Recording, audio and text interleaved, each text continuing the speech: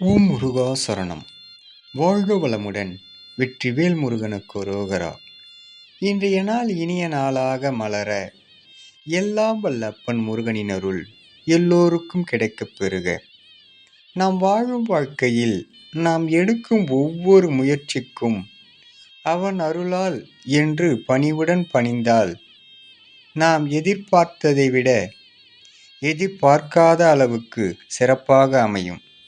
ஏனென்றால் அவன் அருளால் அவன் தாள் வணங்கி செய்வதால் நமது எண்ணங்கள் போலவே எல்லாமே சிறப்பாக அமையும், காலமும் நேரமும் கைகோர்க்கும் என்று அருளப்படுகின்றது. ஒவ்வொரு செயலுக்கும் இறையருள் செயல் நிற்கும். ஓம் முருகா சரணம்.